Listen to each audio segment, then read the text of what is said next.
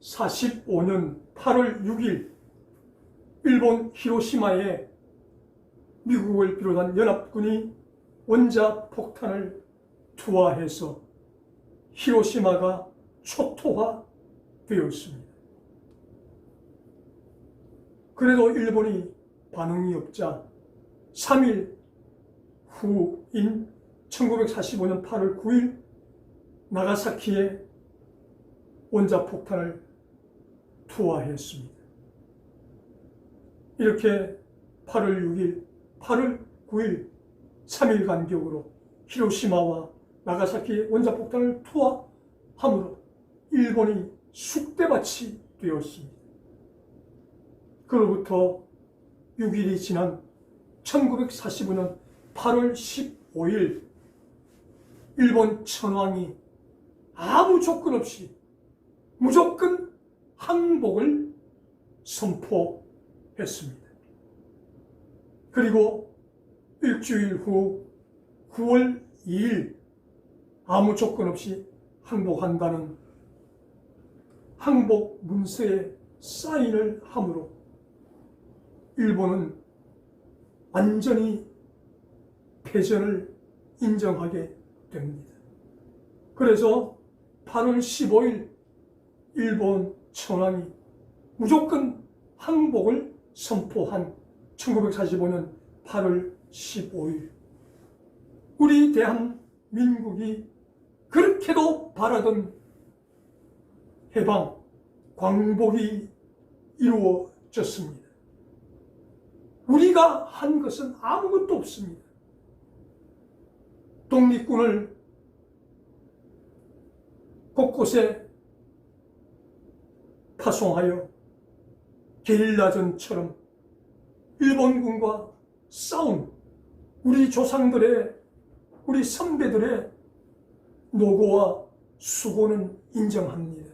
그러나 독립군 때문에 유관순 열사를 비롯해서 3.1절 날 독립만세를 불렀기 때문에 우리나라의 광복이 해방이 온 것이 아닙니다. 연합군의 원자폭탄 투하로 8월 15일 일본 천황의 무조건 항복으로 덤으로 그토록 바라던 우리 대한민국의 해방과 광복이 이루어졌다는 사실입니다. 우리 대한민국이 한 것은 아무것도 없습니다. 연합군에 의해서 덤으로 우리는 해방을 맞이하게 되었다라는 것입니다. 이것이 바로 우리 대한민국의 역사적 해방입니다. 오늘 우리가 읽으신 본문 말씀을 통해서 이렇게 각 나라마다 역사적 해방이 있는가 하면 또 각 개인들마다 영적 해방이 있다라고 오늘 본문을 통해서 소개합니다. 에베소서 2장 1절 말씀을 통해서 바울 사도는 우리가 어떻게 영적 해방을 만나게 되었는가? 허물과 죄로 죽었던 너희를 살리셨도다. 누가? 예수 그리스도의 십자가의 죽으심과 부활로 인해서 죄와 허물로 완전히 죽었던 우리를 살려주셨다는 것입니다. 영적으로 우리가 해방받은 것도 우리가 한 일은 아무것도 없습니다. 예수님의 십자가의 죽으심으로 덤으로 공짜로 우리는 영적인 해방을 만나게 되었다는 것입니다. 이렇게 역사적 해방도 연합군의 원자폭탄 투하로 덤으로 우리가 해방을 만나고 영적인 해방도 예수 그리스도의 십자가의 죽음으로 덤으로 우리가 해방을 만나게 되었다라는 것입니다. 그러면 이렇게 역사적 해방을 만난 사람이나 영적 해방을 만난 사람이 해야 할 일이 있다라고 바울 사도가 이야기합니다. 이 일을 하지 않으면 다시 이전의 상태로, 해방 이전의 상태로 돌아가서 우리는 사단의 종이 될 수밖에 없고, 또 역사 가운데 다른 민족의 식민 지배를 받을 수밖에 없기 때문에 역사적 해방을 만난 민족이나 영적 해방을 만난 개인이나 이것을 반드시 지켜야 한다라고 이야기합니다.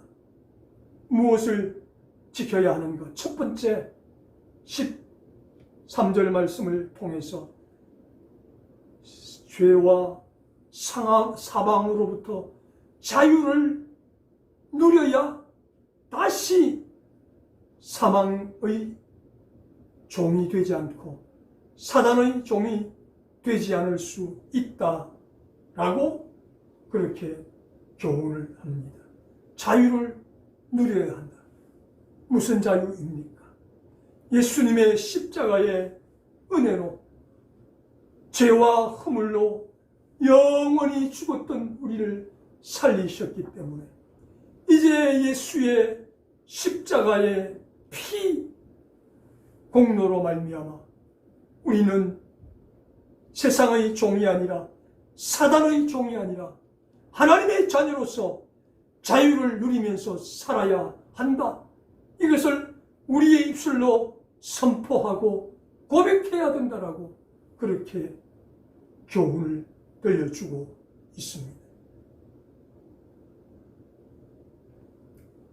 헨리 코본이라는 영국 외교관이 있었는데 이 사람이 우리 대한민국이 일본의 수탈을 당하며 자유를 침해당하고 있다는 사실을 온 세계에 알리게 됩니다.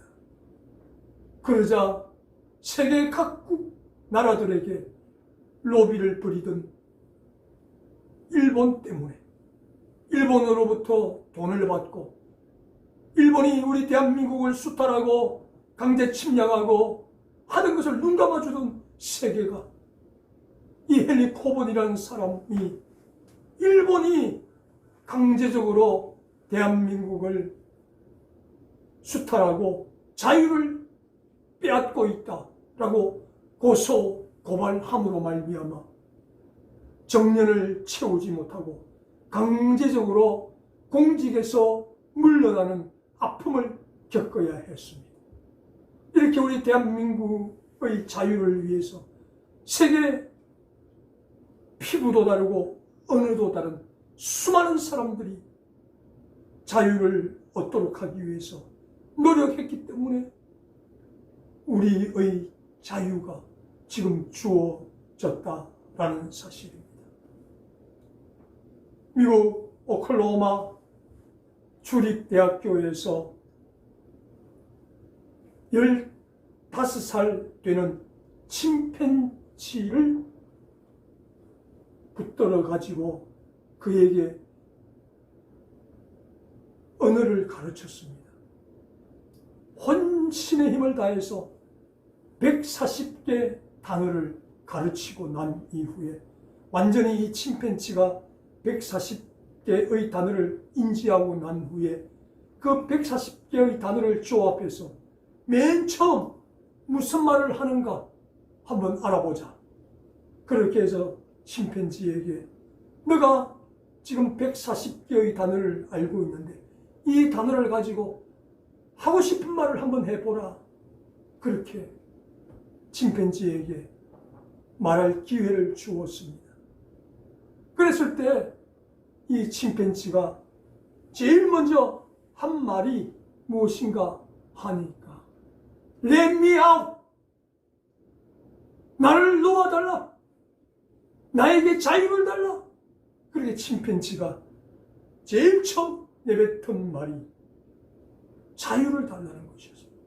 나를 속박하지 마라. 나를 묶어두지 마라. 나를 자유롭게 놓아달라. 제일 첫 마디가 그 말이었다는 것입니다. 이렇게 동물이든 사람이든 자유가 없이 살아간다는 것은 참으로 불행한 삶이라는 것입니다. 그래서 바울 사도가 역사적 해방을 받은 민족이든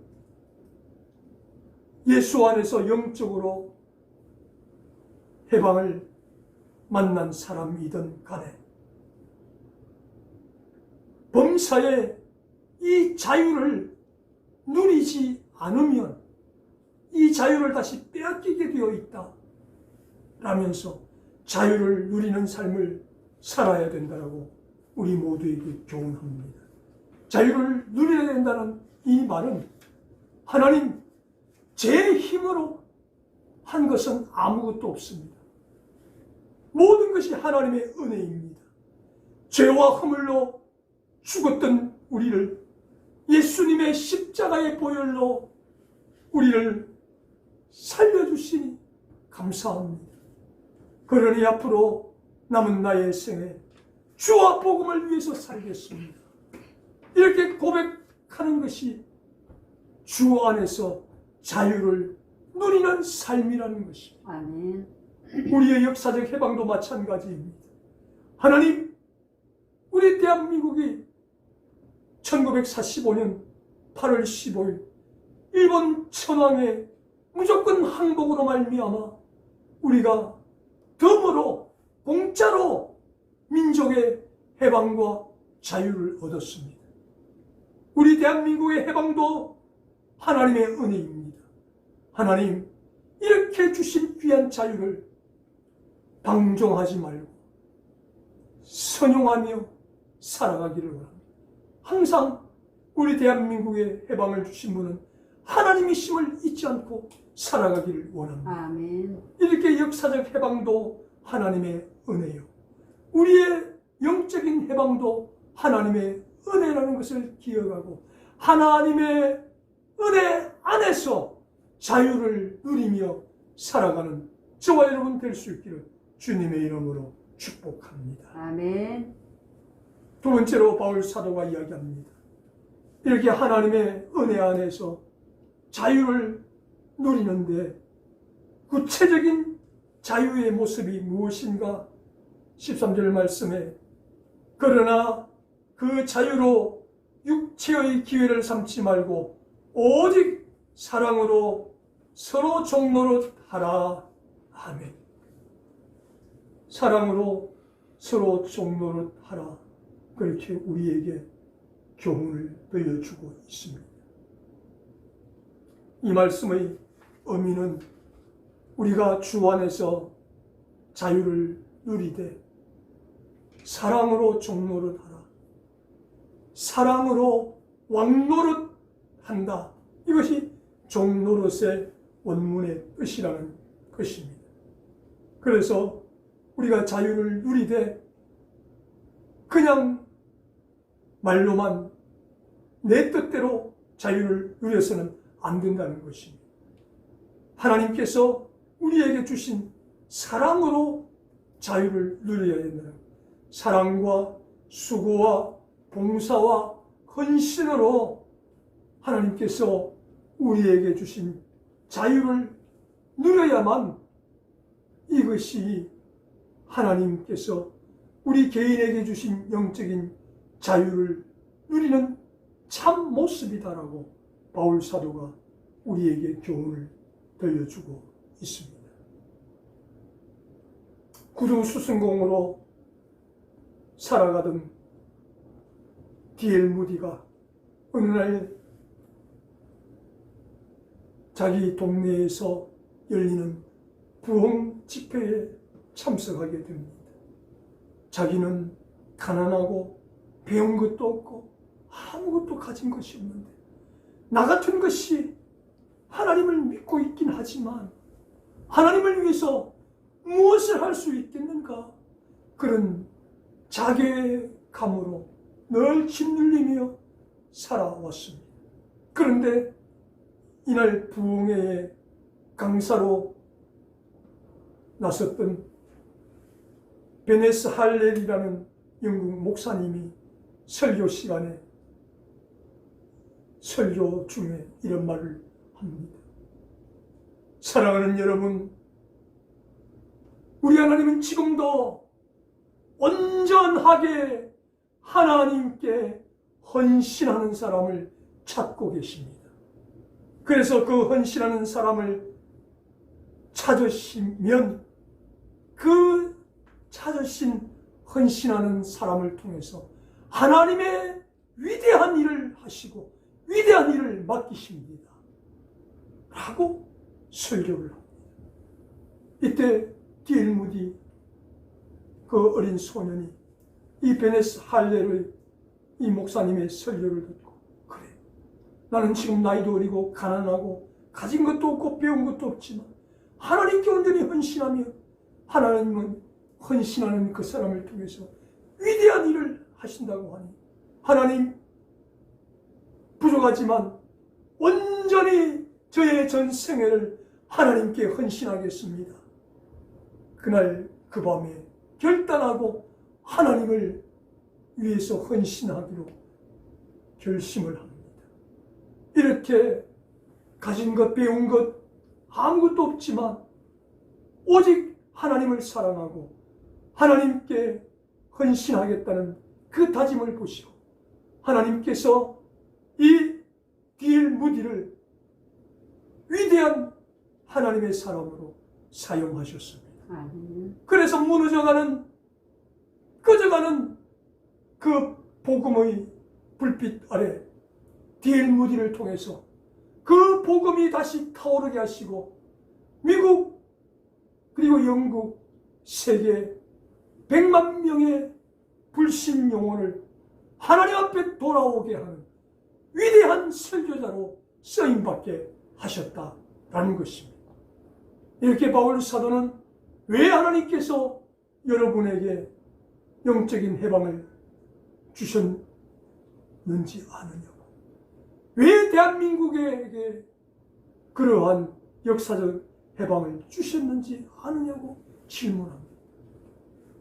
오직 사랑과 수고와 봉사와 헌신을 통한 자유를 누리라고 우리에게 이런 은혜를 주셨다라고 말씀하고 있습니다. 지금 온 세계가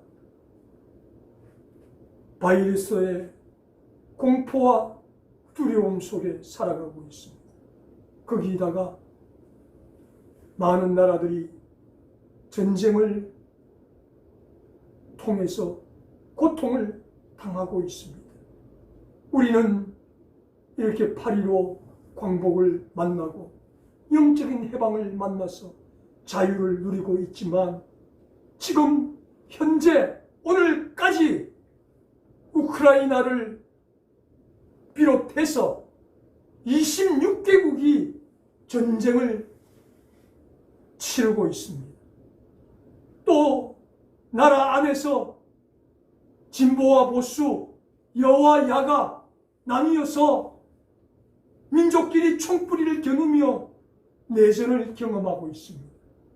이렇게 26개국이 참혹한 전쟁을 벌이고 있음에도 불구하고 세계 언론과 한국의 언론은 오직 우크라이나만 전쟁을 하고 있는 것처럼 그렇게 보도를 하고 있습니다. 우리 모두는 우리만 자유를 누린다고 기뻐하고 즐거워해서는 우크라이나를 비롯한 26개국 나라가 지금 참혹한 전쟁을 경험하고 있습니다. 같은 민족끼리 총뿌리를 겨누며 민족끼리 죽이는 일이 지금 발생하고 있다는 사실. 저들이 왜 그러면 이런 전쟁을 경험하고 있습니까? 다른 25개국 나라는 차제에 두고 우크라이나 한 나라만 두고서 우리는 그 원인을 알 수가 있습니다. 얼마나 지하 자원이 많은 나라인지 모릅니다.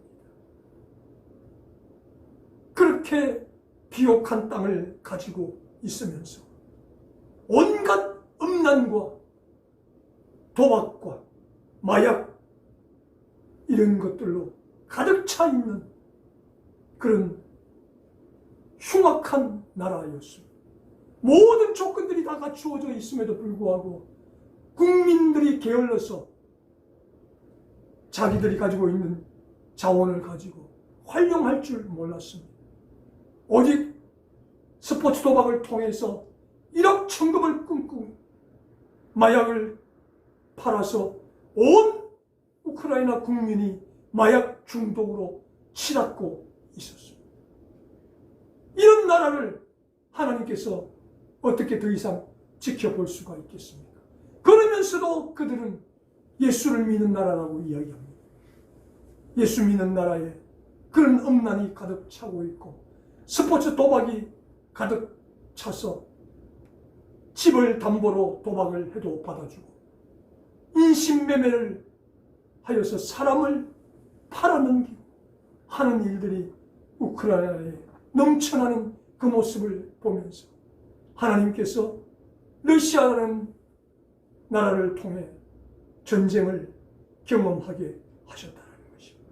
저들이 지금이라도 하나님 앞에 회개하고 하나님 지금까지 우리 우크라이나가 온갖 음란과 마약으로 지금 변질되어 있고 우리가 하나님을 믿는다고 하면서도 말로만 하나님을 믿고 입술로만 하나님 믿고 하나님을 제대로 섬긴 적이 없습니다.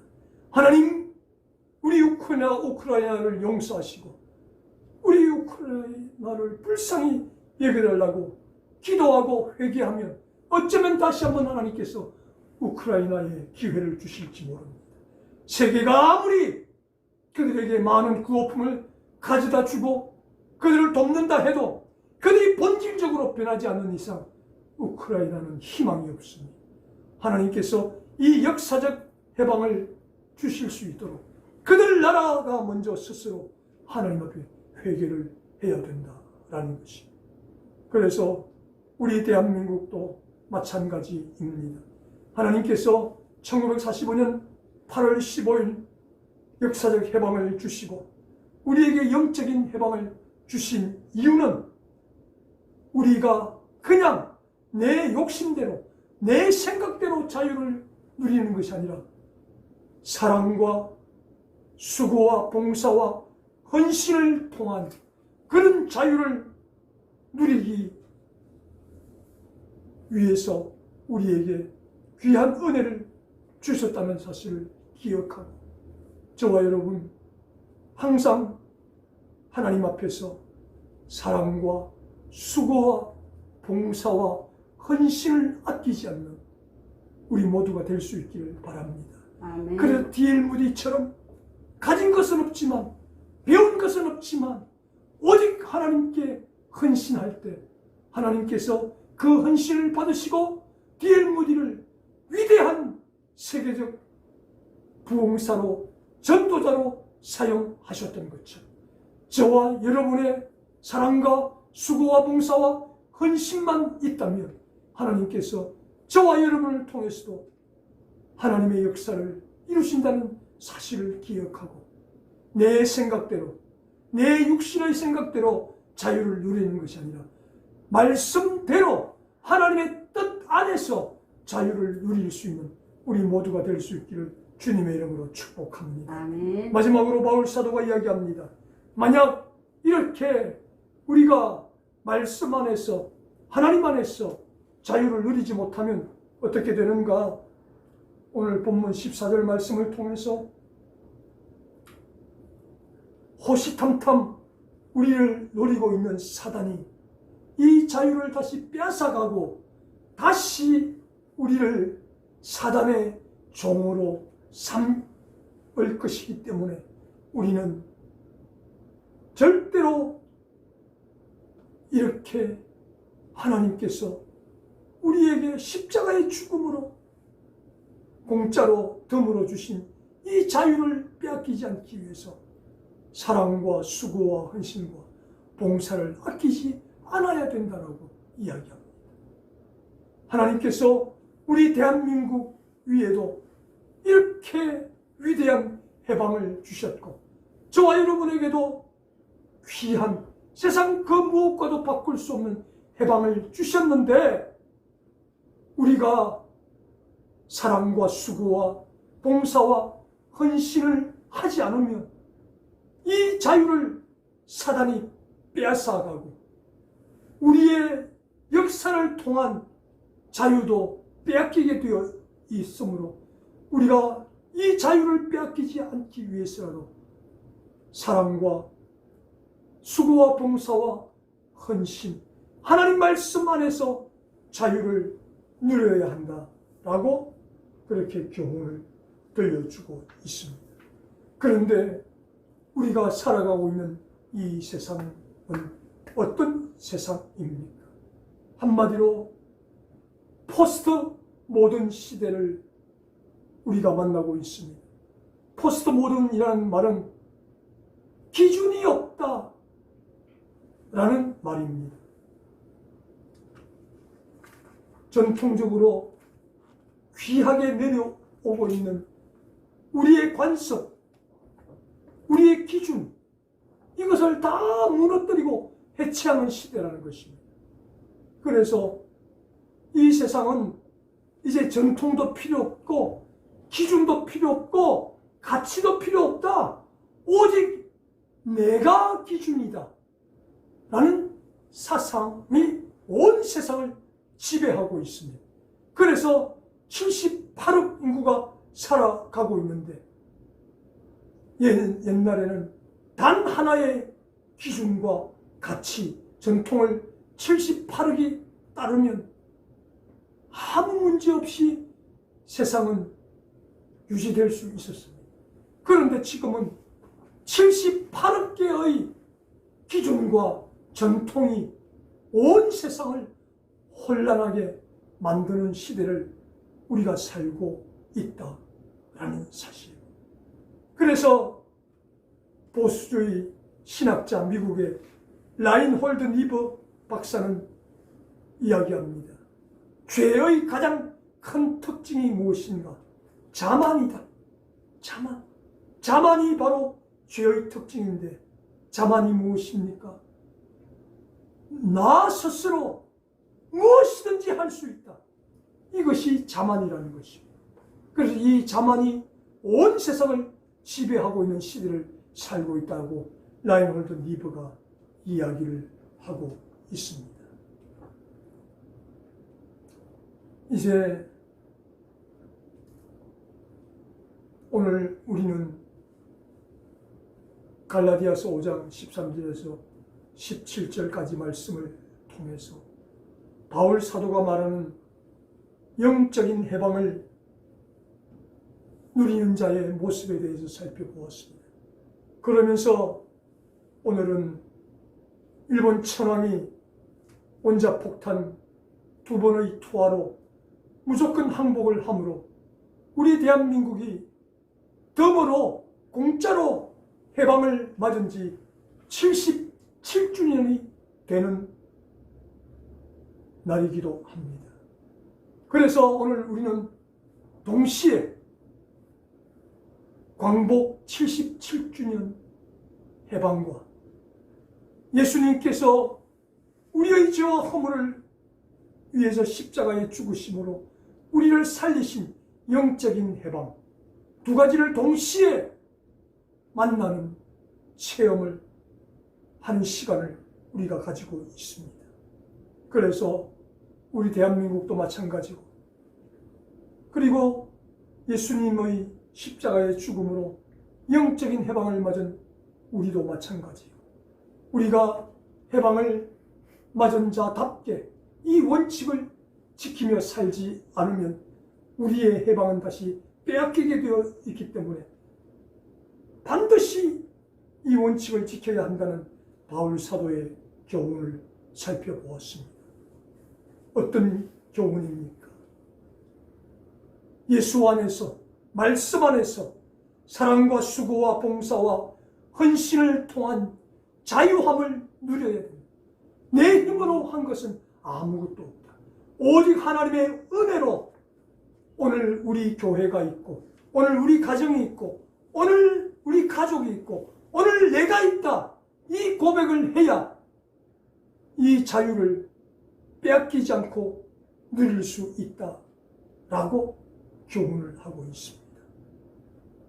만약 우리가 라인홀드 니버 박사의 이야기처럼 자만하면 내 힘으로 할 수 있다 하는 그 순간 죄가 우리에게 찾아와서 우리의 모든 자유를 빼앗아가고 다시금 우리는 영적인 종이 될 수밖에 없기 때문에 항상 사랑과 수고와 헌신과 봉사를 아끼지 않아야 됩니다. 아멘. 하나님께서 신명기 15장 11절 말씀을 통해서 이 땅에는 언제든지 가난한 자가 그치지 아니하겠으므로 너는 반드시 내 땅 안에서 내 형제 중에 곤란한 자와 궁핍한 자가 있거든 내 손을 펴서 그를 도와라. 그리하면 내 하나님 여호와께서 너의 범사에 내게 복을 주실 것이다 라고 말씀합니다. 내 형제를 도와라. 이것이 바로 사랑과 수고와 봉사와 헌신이라는 것입니다. 누가복음 10장 17절 말씀에 예수님 가장 큰 계명이 무엇입니까? 율법사가 이야기했을 때 예수님께서 목숨을 다하여 내 하나님을 사랑하라. 그리고 내 이웃을 내 몸과 같이 사랑하라. 이것이 선지자의 율법 강령이라고 말씀하셨습니다. 이것이 바로 사랑과 수고와 봉사와 헌신을 하는 모습이라는 것입니다. 이것을 하지 않으면 우리는 다시 우리의 영적인 자유를 빼앗기고 사단이 시키는 대로 살아갈 수밖에 없다는 사실을 기억하고 우리 대한민국 광복 77주년을 맞았어. 우리 대한민국의 해방도 우리가 노력해서 얻어진 것이 아니라 하나님의 은혜로 연합군의 원자폭탄 단 2발의 투하와 일본 천황의 무조건 항복으로 더불어 주어졌습니다. 그래서 우리 대한민국을 10대 경제대국으로 만들어 주셨습니다. 그 힘과 역량을 가지고 세계 곳곳에 힘들고 어려운 나라들 돕는 사랑과 수고와 봉사와 헌신을 해야 우리 대한민국은 더욱더 건재해 나갈 수 있습니다. 그리고 저와 여러분도 예수 안에서 믿음 안에서 자유를 누리면서 하나님을 사랑하고 이웃을 사랑하는 사랑과 수고와 봉사와 헌신을 아끼지 않을 때 저와 여러분 영적인 은혜를 누릴 수 있다는 이 사실을 기억하며 우리 대한민국의 영적인 역사적 광복을 허락하신 하나님의 은혜에 감사하시오. 예수님의 십자가의 죽으심으로 죄와 허물로 죽었던 우리를 살리신 그 영적인 해방의 은혜에 다시 한번 감사할 수 있는 우리 모두가 될 수 있기를 주님의 이름으로 축원합니다. 아멘.